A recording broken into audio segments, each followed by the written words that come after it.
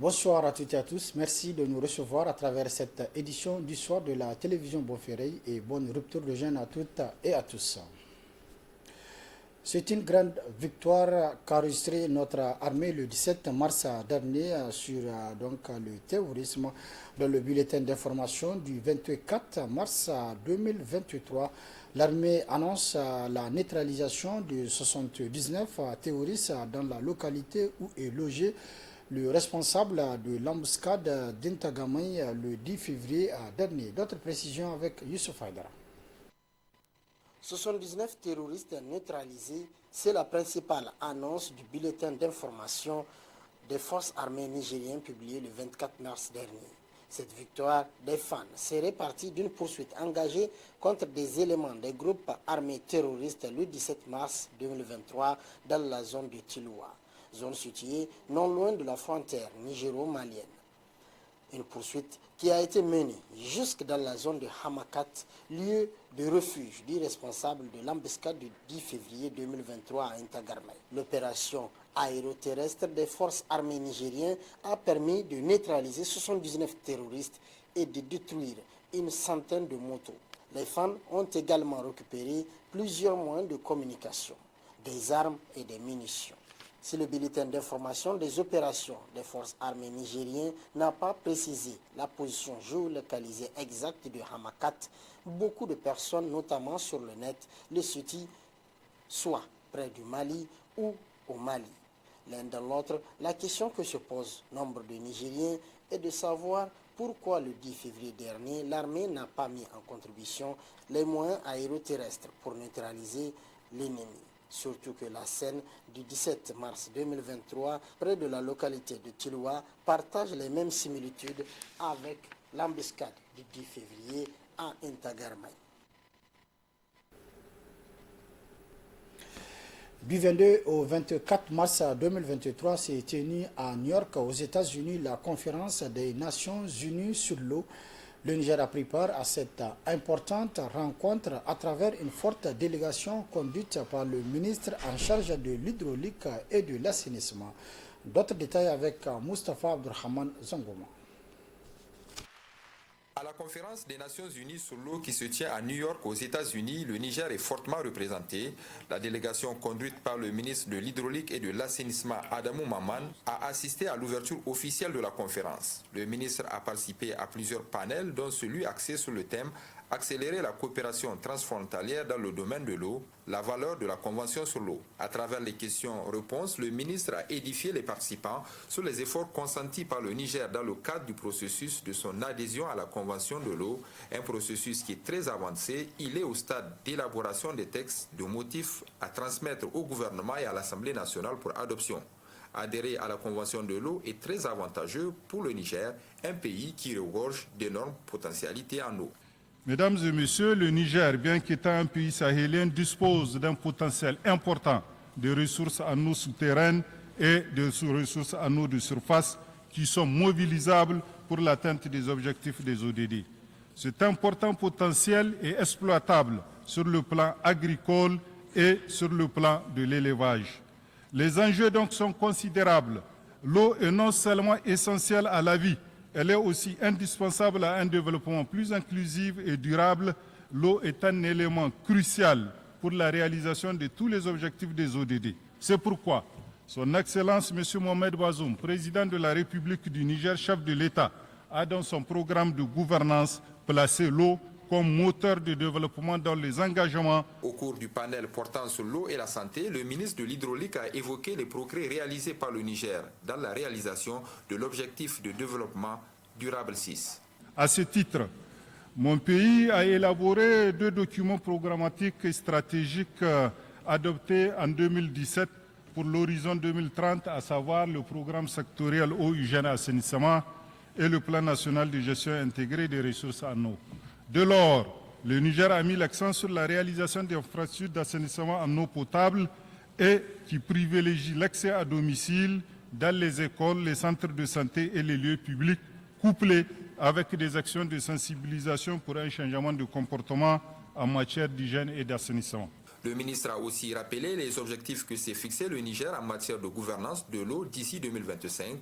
Il s'agit d'amener le taux d'accès à l'eau potable à 55% en milieu rural, d'améliorer la desserte en eau potable en milieu urbain à 100%, faire descendre le taux de la défécation à l'air libre en zone rurale à 36%. Pour atteindre ces différents objectifs, le budget du ministère de l'Hydraulique et de l'Assainissement a d'ailleurs été rehaussé de 7%. En marge des travaux de la conférence, le ministre a signé une lettre d'intention avec l'Agence internationale de l'énergie atomique AIEA. Il a pris part au compact présidentiel sur le leadership politique dans le domaine de l'eau au Sahel, avant de signer une déclaration conjointe sous l'égide de l'AFD pour l'accroissement des investissements dans le secteur de l'eau au Sahel. Le ministre Adamou Mahaman a également participé à un panel de l'UNICEF et une séance de travail avec le Bureau des Nations Unies pour les services d'appui au projet. Avec son homologue du Sénégal, il a animé un side event avant de participer à un panel axé sur le thème « L'accélération de l'accès aux services d'hygiène et d'assainissement ».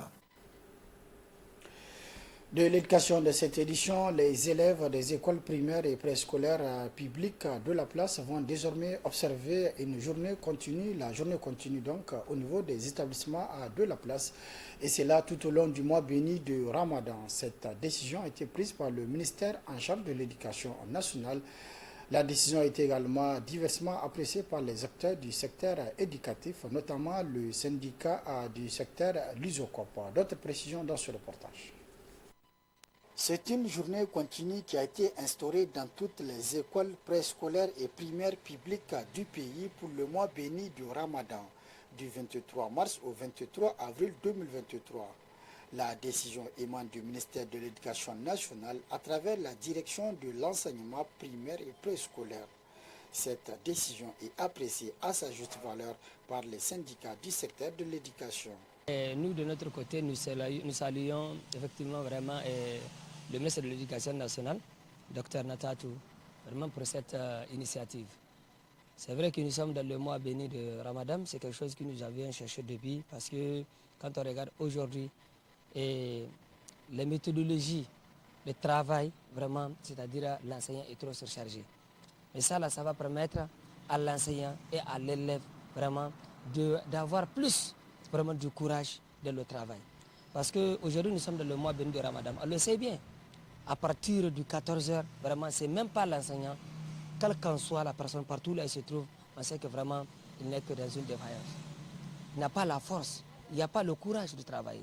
Vous voyez, donc mieux vaut qu'on fasse une journée continue qui va permettre vraiment à l'enseignant de pouvoir finaliser maintenant ses cours à temps. Selon l'USOCOP, cette nouvelle décision a plusieurs avantages, tant au niveau des élèves que les enseignants. C'est maintenant que ça va me donner un rendement, c'est maintenant qu'on va constater que vraiment les gens travaillent, parce que non seulement que juste l'après-midi, la personne peut aller travailler, le soir il peut faire maintenant donc avec le repos, il peut faire sa préparation, et le côté aussi des élèves, ils se préparent conséquemment parce qu'ils ont un temps vraiment de faire leur révision. Vous voyez? Donc certainement sur le plan de rendement, c'est une affaire qui sera rentable. Quand vous prenez l'exemple dans les écoles privées, c'est ce qu'il faut. Et c'est de ça que les élèves de l'école privée profitent par rapport maintenant aux élèves de l'école publique. Pour cette nouvelle mesure, les journées d'activité scolaire s'étalent du lundi au jeudi de 8h à 14h, les vendredis de 8h à 13h. Elles seront ponctuées de 2 pauses de 30 minutes chacune. La première pause récréation de 10h à 10h30 et la deuxième pause de midi à 12h30.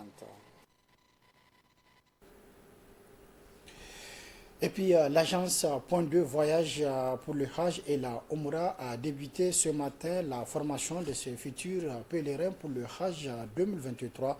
Cette formation s'inscrit donc dans le cadre de ses engagements et conformément aux principes de son agence et pour une meilleure organisation du Hajj édition 2023. D'autres détails dans ce reportage. L'agence Point de Voyage pour le Hajj et la Omra prépare ses futurs candidats pèlerins pour le Hajj 2023. Convaincu que seule une meilleure formation et un encadrement approprié offrent un Hajj Maghroub aux pèlerins. L'agence Point de Voyage débute sa formation aux pèlerins avec des encadreurs rompus à la tâche. La formation se passe très bien. Chaque année, on arrête une date pour la formation et c'est ce qui a été fait ce matin. On vient de débuter comme vous l'avez constaté. Au niveau de la formation, l'objectif assigné à cette formation, c'est d'amener le pèlerin à connaître ce que le Hajj, la Umrah. Chaque année, on essaie de voir ce qui a marché, ce qui n'a pas marché et par rapport à ça, on essaie d'améliorer. Traditionnellement, la formation se tient chaque fois peu avant le départ pour les Terres Saintes. En termes d'innovation, l'agence Pont de Voyage ne cesse de surprendre ses pèlerins. Nous, traditionnellement, chaque fois, on a un kit de médicaments que l'agence amène pour prendre en charge d'un point de vue de santé les pèlerins. Chaque fois, on améliore. Ce qui n'a pas marché l'année passée, ce qu'on n'a pas amené. La particularité, c'est d'amener le pèlerin à vraiment être bien formé pour que lui-même puisse former d'autres, parce qu'on voit par l'expérience qu'on a des pèlerins qui ne sont pas de notre agence, qui sont là-bas mal formés et il nous arrive aussi de les encadrer. La formation se déroule chaque dimanche jusqu'à la veille du Hajj.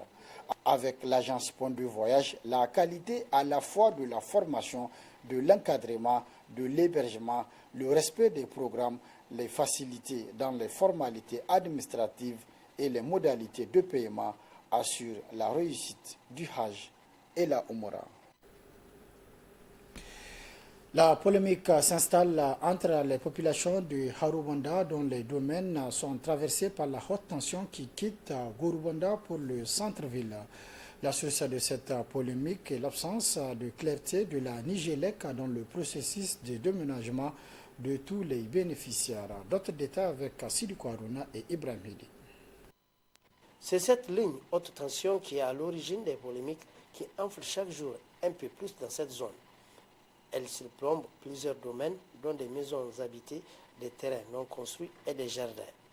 Le problème, les populations dont les domaines sont situés sous l'emprise directe de cette ligne ont du mal à voir clair dans les démarches de la Nigélec censée procéder au dédommagement juste et équitable des dits propriétaires et qui, au lieu de cela, s'est complaint dans des revirements difficiles à cerner.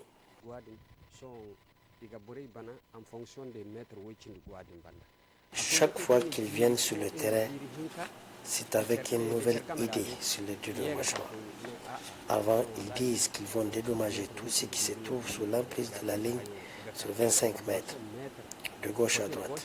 Puis, ils ont parlé de 15 mètres, ensuite de 5 mètres. Maintenant, même ceux qui ont construit directement sous la ligne n'ont pas vu leur nom figurer sur la liste de dédommagement. On ne comprend plus rien.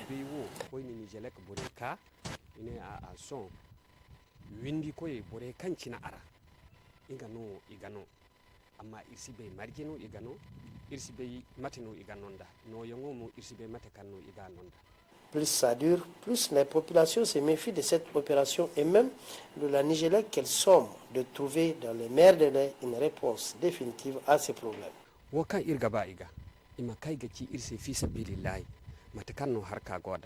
attendons qu'ils nous disent exactement ce qui se passe. Cela fait longtemps qu'ils vont et qu'ils reviennent sur cette affaire sans que cela soit tiré au clair. Il est grand temps qu'ils le fassent pour nous qui avons des maisons, des jardins, des terrains sur lesquels passe cette ligne.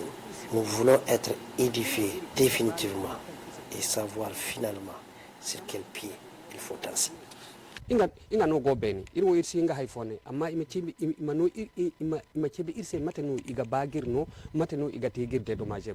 En tout état de cause, ces populations se disent prêtes à aller jusqu'au bout pour faire respecter leurs droits et comptent demeurer sur le lieu tant qu'aucune solution n'est obtenue. C'est la fin de cette édition. Merci de l'avoir suivi à toutes et à tous. Prochain rendez-vous de la rédaction demain, Inch'Allah, à partir de 12h30. Très bonne réception. Au revoir.